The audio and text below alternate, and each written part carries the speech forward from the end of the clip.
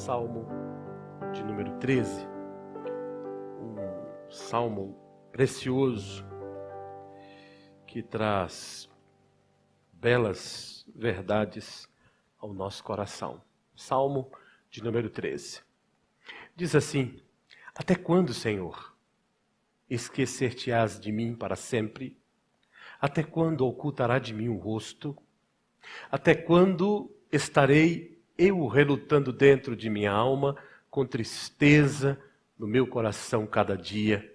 Até quando me erguerá contra mim, se erguerá contra mim o meu inimigo? Atenta para mim, responde-me, Senhor, Deus meu. Ilumina-me os olhos para que eu não durma o sono da morte. Para que não diga o meu inimigo, prevaleci contra ele, e não se regozijem os meus adversários, vindo eu a vacilar.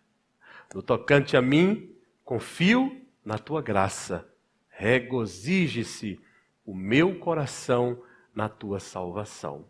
Cantarei ao Senhor, porquanto me tem feito muito bem. Que eu diminua e o Senhor cresça.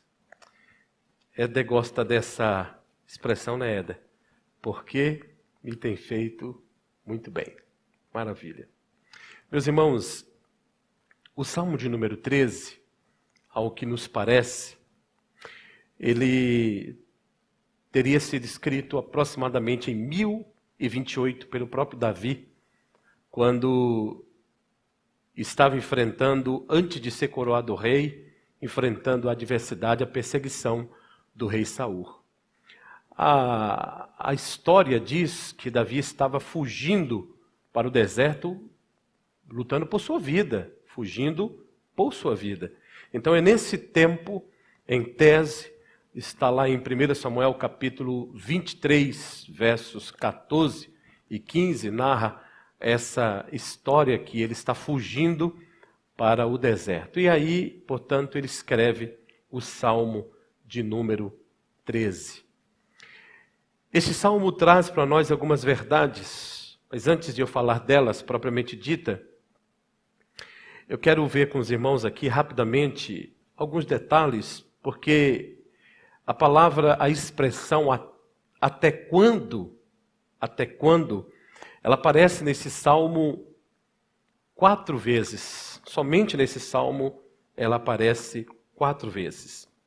A palavra até quando, ela aparece 245 vezes no Antigo Testamento.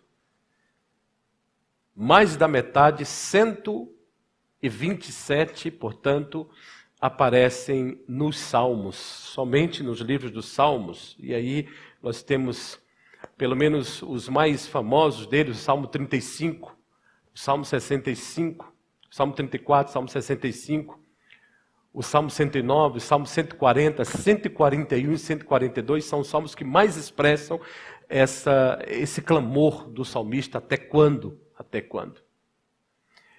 Apocalipse capítulo 6, eu quero ler com vocês, Apocalipse capítulo 6, ele mostra para nós uma verdade muito interessante, no versículo de número 10, eu já falei sobre esse texto uma vez aqui, quando eu falei sobre a oração, sobre a verdade da oração no altar. Apocalipse capítulo 6, verso número 10, diz o seguinte: clamaram em grande voz, dizendo, até quando, ó soberano Senhor, santo e verdadeiro, não julgas nem vingas o nosso sangue dos que habitam sobre a terra?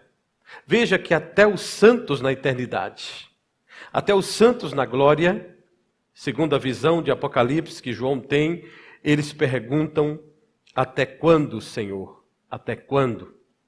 Essa pergunta faz com que a gente reflita. E nós voltamos para o Salmo de número 13, onde nós encontramos algumas verdades que este Salmo traz para o nosso coração. Eu quero compartilhar com você nessa noite 3 verdades desta reflexão que a gente pode dar o nome de a trajetória, né? É uma trajetória da tristeza ao cântico. E nós encontramos isso nesse salmo. Davi está em grande apuro, nós sabemos disso. Resumidamente, passando por dificuldades, sendo perseguido. Não vamos entrar em mais detalhes. Mas aqui nós temos a primeira verdade desse salmo. Os versos 1 e 2 do Salmo 13, eles mostram pelo menos a tristeza do coração de Davi. Veja o que diz. Até quando, Senhor, esquecerás de mim? O problema é interno, o problema é que Davi entende esse problema como ele se coloca no meio do problema e ele tem um problema interno, ele tem uma frustração interna. Então ele está com o coração fidedignamente abalado. E ele pergunta, até quando, Senhor, esquecer-te-ás de mim para sempre? Até quando ocultarás de mim o teu rosto? Verso 2, ele diz, até quando estarei eu relutando dentro de minha alma? A alma de Davi está em profunda tristeza. Então, a primeira verdade é que nós encontramos aqui a tristeza do coração. Veja que no verso de número 1 ele diz, dentro de mim, esquecer-te-ás de mim. O problema é pessoal com ele. E o segundo, no verso de número... a segunda questão está no verso de número 2, quando ele diz, consulto a minha alma. Então ele diz, até quando estarei eu relutando dentro da minha alma, consultando, pergunta, e ele diz, com tristeza no coração cada dia, até quando se erguerá contra mim o meu inimigo? Então Davi está com um problema interno, um problema profundo, a adversidade bateu em Davi, e ele diz assim, olha, eu estou com problemas. E quando ele está com problema, meus irmãos, ele não consegue enxergar uma outra saída, que é um problema nosso, ser humano. Aí ele começa a discutir planos. Ele fica consultando na sua alma. Diz o texto, até quando, verso 2, estarei eu relutando dentro da minha alma. E ele fica perguntando, mas por quê? Por quê? Como encontrar uma saída? Ele fica buscando uma saída. E eu penso que toda vez que a gente busca a saída, a gente não crê em Deus. Não crê em Deus, irmãos. Porque crer é não tramar. Crer é não ficar consultando a alma. Crer é absolutamente confiar no Senhor. Quinta-feira nós ouvimos a mensagem trazida ao nosso coração pelo pastor Nicolas, falando sobre a esperança de Deus lá no Salmo 67. Sábado à noite o pastor Wallace trouxe aos jovens, através da mensagem, orar, lá em 2 Tessalonicenses, capítulo 5.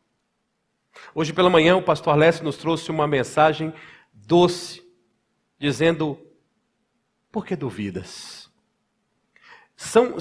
E agora nós falamos sobre essa trajetória da tristeza ao cântico.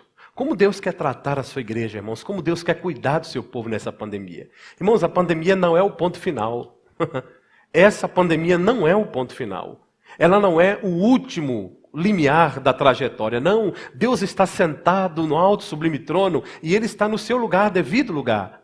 A pergunta é o que nós vamos aprender ao passar por essa trajetória. Mas quando Davi começa a consultar a sua alma, começa a perguntar à alma, ele coloca Deus de lado, ele faz planos do seu coração. E aí, quando ele faz isso, ele começa a tramar. E quando eu tramo, eu não creio, eu não confio nos planos do Senhor. Eu não dependo dos planos do Senhor. Provérbios capítulo 3, eu quero ler com os irmãos, Provérbios capítulo 3, versos 5 e 6. Os irmãos puderem me ajudar, Provérbios capítulo 3, versos 5 e 6.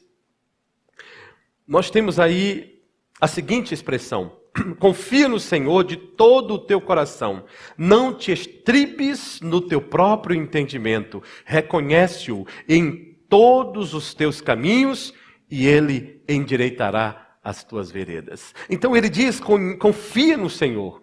Quando confiamos no Senhor, o nosso coração não trama, mas quando não confiamos no Senhor, a tristeza invade o coração a tal ponto que Davi fica perguntando, até quando?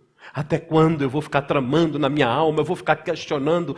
Quando a gente sai da expectativa da trama, de resolver os nossos problemas, e colocamos nas mãos do Senhor, como diz Provérbios, confia, não estribes ou não faças plano no teu coração, que Ele vai endireitar as tuas veredas, aí Deus começa a agir na nossa vida, meus irmãos. Então, nós temos a segunda verdade desse texto, Salmo de número 13, os versos 3 e 4, nos colocam agora a segunda verdade. Se a primeira verdade, a tristeza no coração, a segunda verdade, a primeira verdade, a tristeza no coração, a segunda verdade é a tristeza nas adversidades. Porque quando a tristeza invade o coração, a gente olha para a adversidade diferente. A gente olha para a adversidade achando que é o fim da nossa vida. A gente olha para a adversidade achando que não haverá mais saída para nós, porque o coração está tão envolto nos planos pessoais, nas tristezas que inundam o coração, e assim estava Davi. Até quando eu vou ficar consultando? Ele parte para o segundo estágio dessa trajetória, que é a tristeza nas adversidades. Então ele olha a sua vida à volta e ele tem uma perspectiva ruim do que ele enxerga, de como ele enxerga. Ele diz o seguinte no verso 3: atenta para mim, responde-me, Senhor, Deus meu. Ilumina-me os olhos para que eu não durma o sono da morte, para que não diga o inimigo, vacilarei, prevaleci contra ele, e não se regozije os meus adversários, vindo eu a vacilar. Ele olha para o problema externo. Se a primeira verdade é a tristeza no coração, a segunda verdade é a tristeza nas adversidades, nas circunstâncias. Então ele diz, olha, os meus adversários são tantos, eles estão vindo contra mim. Mas aqui nessa segunda verdade, a gente já começa a ver Davi oscilando da tristeza para um processo transitório, para um processo de transição, mas um coração leve, um coração já pronto para ouvir Deus. No primeiro momento, Davi está absolutamente queixoso. Até quando? Até quando? Até quando vai durar essa pandemia? Até quando eu vou ter que ficar usando máscara? Até quando a gente vai ter que ouvir notícias ruins? Tem muita gente assim. Até quando? Que dia vai acabar? Deus está no trono, irmão, sentado no alto e sublime trono. Esse era o coração de Davi. Mas agora, Davi começa a oscilar para um plano mais baixo, para uma exaltação menor. Ele diz no verso 3, atenta para mim, responde-me. E aí ele diz, olha, eu quero que o seu nome seja glorificado. De algum modo, ele aponta a glória de Deus. Como, pastor Silvio? Veja o que diz no verso 4. No verso 4, ele diz, para que não diga o meu inimigo prevaleci contra ele, e não se regozijem os meus adversários, vindo eu a vacilar. Ou seja, ele diz, se eu sou servo de Deus, o que vão dizer a meu respeito? Vacilou o servo de Deus, caiu o servo de Deus. Então, irmãos, a Bíblia toda essa mensagem está na Bíblia toda. Deus não disse que nos livraria das dificuldades. Deus não disse que não passaríamos pela pandemia. Deus não disse que nós não enfrentaríamos o Covid. Deus não disse que nós não enfrentaríamos a morte. Deus não disse que nós não enfrentaríamos o dia mau. Pelo contrário, Ele disse, no mundo tereis aflições, mas eu vou estar com vocês. Eu estarei convosco todos os dias, desde os confins da terra. Desde os confins do tempo. O Senhor não disse que nós não passaríamos por luta, mas Ele garantiu que Ele estaria conosco. O Senhor é o meu pastor, nada me faltará. Ainda que eu ande pelo vale da sombra da morte, Ele e o seu cajado, e a sua mão, e a sua graça estarão comigo todos os dias. Essa é a trajetória do servo de Deus. Então Davi agora tem uma tristeza nas circunstâncias. Ele diz, olha, eu não estou bem, eu não estou legal, os meus inimigos podem vir. Mas ele aponta para a glória de Deus quando ele diz, para que as pessoas não digam, se eu vacilar, cadê o Deus dele? É isso que Davi está dizendo.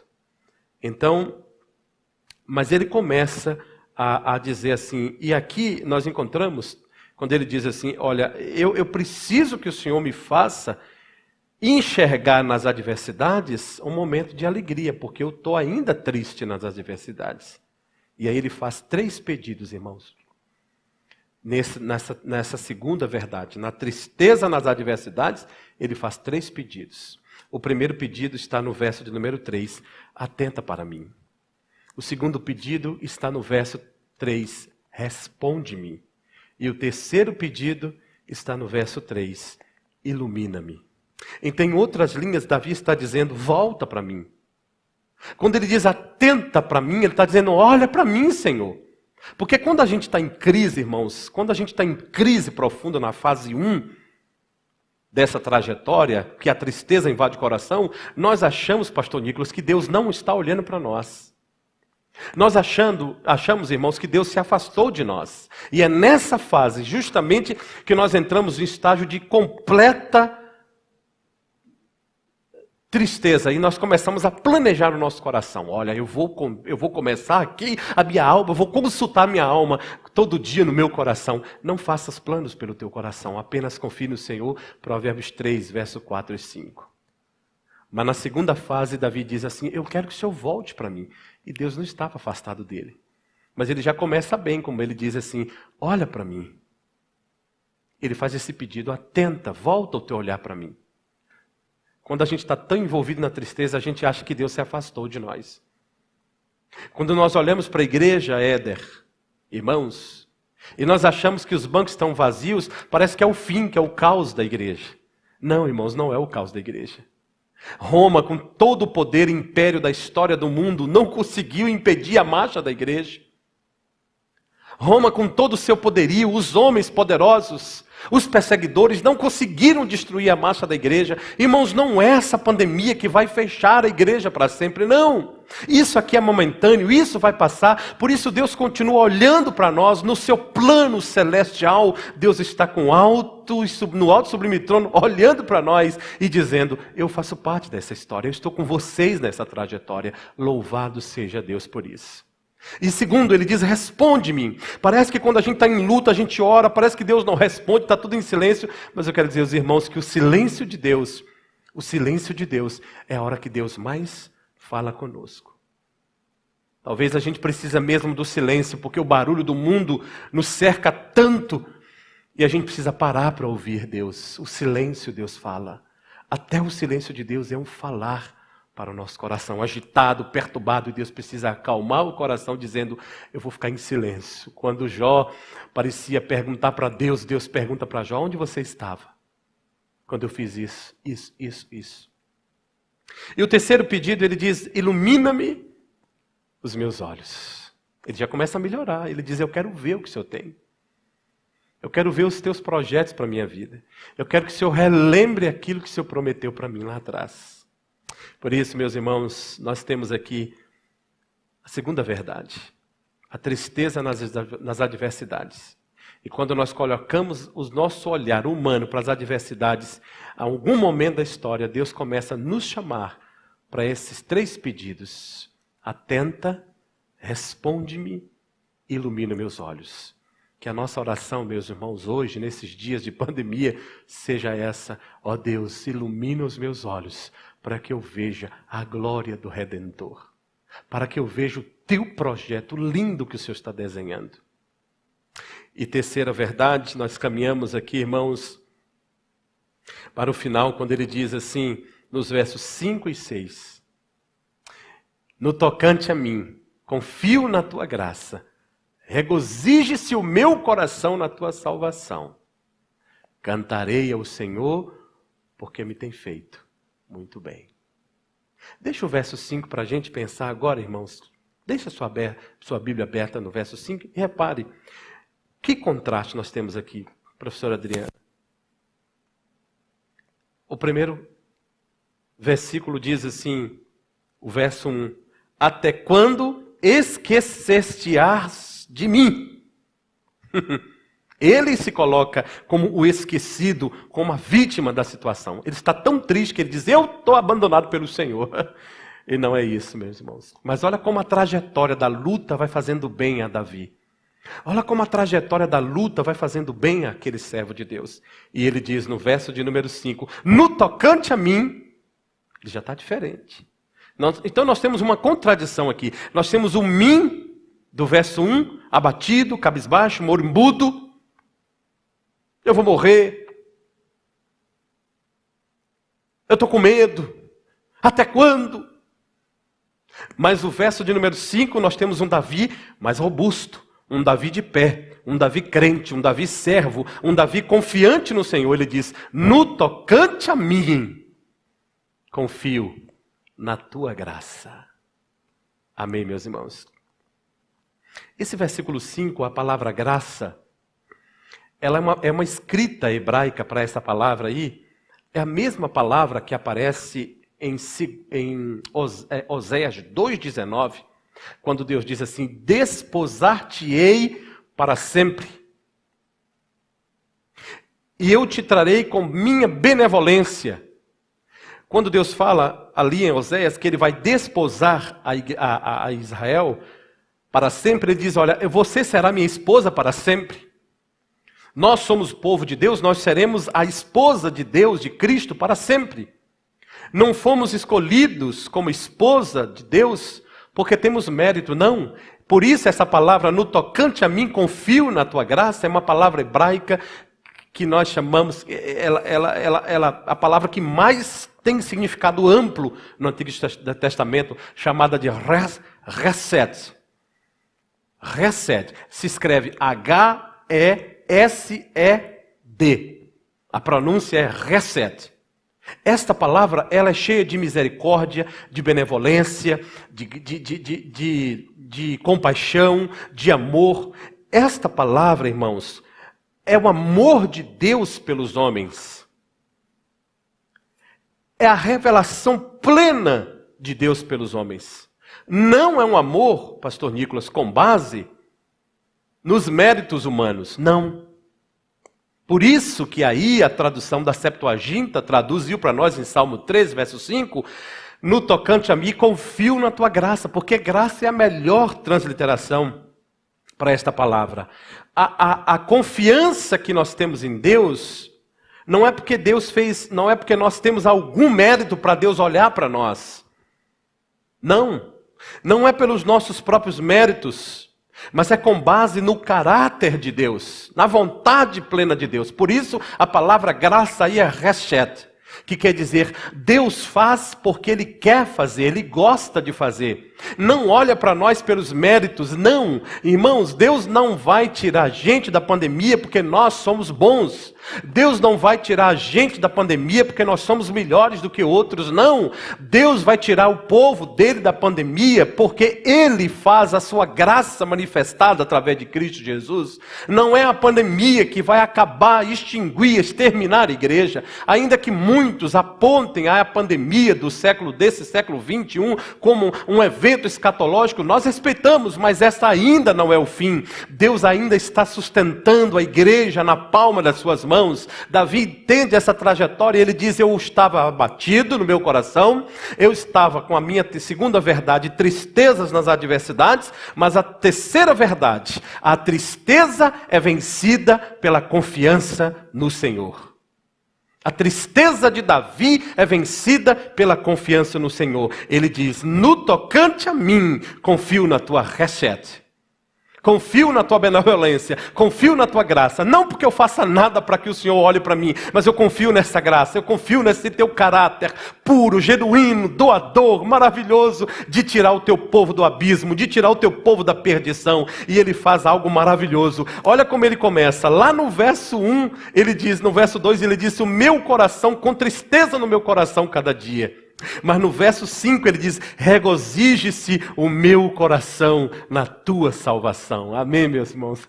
Glória a Deus por isso. Um homem abatido sem esperança, mas ele confia no Senhor. Ele diz: minha tristeza, ela é transformada, ela é vencida pela confiança do Salvador. Que coisa linda. E aí ele diz: meu coração, regozija na tua salvação, porque a nossa salvação não vem da vacina, não vem do governo, não vem da ONU, não vem de estratégia. A nossa salvação vem do Senhor. É isso que Davi está dizendo, vem do Senhor. A notícia que chegava para Davi: Saul está chegando perto, os guardas de Saul estão chegando, os soldados estão chegando. E ele escreve o Salmo de número 13 dizendo: eu estou triste no meu coração. Segunda verdade: eu estou triste com as adversidades que eu assisto. Terceira verdade, ele escreve: mas eu sei que a minha tristeza vai ser vencida, porque eu confio no Senhor dos Exércitos. Oh, glória a Deus, meus irmãos. Oh, glória a Deus por isso. E aí ele diz, então ele oscila rapidamente, irmãos, da tristeza. Por isso, essa mensagem da trajetória, a trajetória da tristeza à alegria, ao cântico. Ele diz: cantarei ao Senhor, porque me tem feito muito bem. Amém, meu irmão? Amém, minha irmã? E aí ele conclui dizendo, sabe uma coisa? Eu vou cantar ao Senhor. Então, Éder, ele conclui dizendo, Deus, ele é o assunto do cântico e ele também é o objeto do cântico. Porque ele diz, cantarei ao Senhor, o meu objeto, eu vou cantar ao Senhor. Qual é o assunto do cântico? Porque ele tem me feito muito bem. Olha que coisa interessante. Um homem que estava abalado, destruído, arruinado, entristecido em casa, chorando, pensando, eu vou morrer. Eu vou morrer. Até quando? Até quando? Até quando? E ele termina esse salmo dizendo, eu não vou morrer. Eu vou fazer 3 pedidos ao Senhor. Primeiro pedido,